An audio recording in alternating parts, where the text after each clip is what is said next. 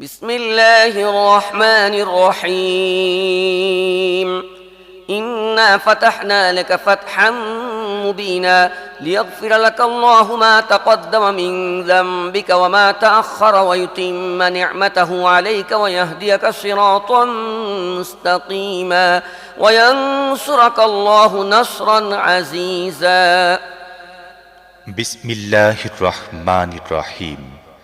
হে নবী, আমি তোমাকে সুস্পষ্ট বিজয় দান করেছি, যাতে আল্লাহ তোমার আগের ও পরে সব ত্রুটি বিচ্যুতি মাফ করে দেন, তোমার জন্য তার নিয়ামতকে পূর্ণত্ব দান করেন, তোমাকে সরল সহজ পথ দেখিয়ে দেন এবং অত্যন্ত বলিষ্ঠভাবে সাহায্য করেন। هو الذي أنزل السكينة في قلوب المؤمنين ليزدادوا إيمانا مع إيمانهم ولله جنود السماوات والأرض وكان الله عليما حكيما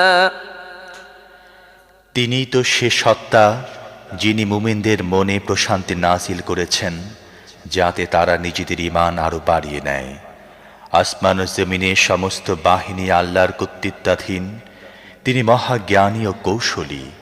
ليدخل المؤمنين والمؤمنات جنات تجري من تحتها الأنهار خالدين فيها ويكفر عنهم سيئاتهم وكان ذلك عند الله فوزا عظيما ويعذب المنافقين والمنافقات والمشركين والمشركات الظانين بالله ظن السوء عليهم دائرة السوء وغضب الله عليهم ولعنهم وأعد لهم جهنم وساءت مصيرا ولله جنود السماوات والأرض وكان الله عزيزا حكيما এ কাজ তিনি এজন্য করেছেন, যাতে ঈমানদার নারী ও পুরুষদেরকে চিরদিন অবস্থানের জন্য এমন জান্নাতে প্রবেশ করিয়ে দেন, যার পাদদেশ দিয়ে ঝর্ণাধারা সমূহ প্রবাহিত হতে থাকবে এবং তাদের মন্দ কর্মসমূহ দূর করবেন। এটা আল্লাহর কাছে বড় সফলতা।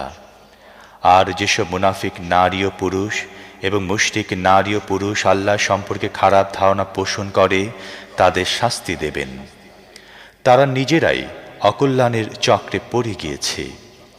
আল্লাহর গজব পড়েছে তাদের উপর, তিনি লানত করেছেন তাদেরকে এবং তাদের জন্য জাহান্নাম প্রস্তুত করে রেখেছেন, যা অত্যন্ত জঘন্য জায়গা।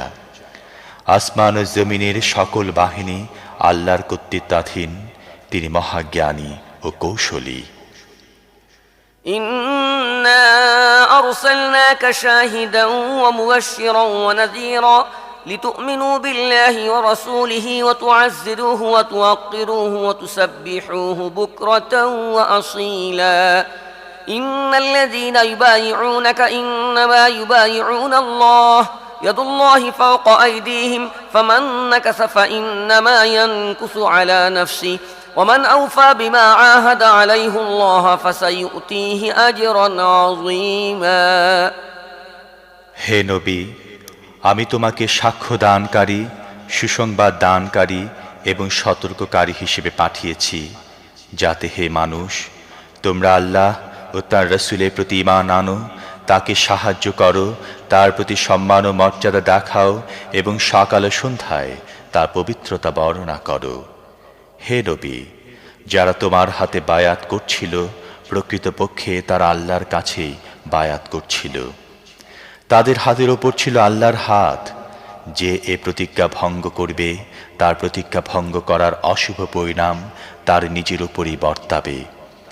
আর যে আল্লাহর সাথে কৃত এ প্রতিশ্রুতি পালন করবে, আল্লাহ অচিরেই তাকে বড় পুরস্কার দান করবেন।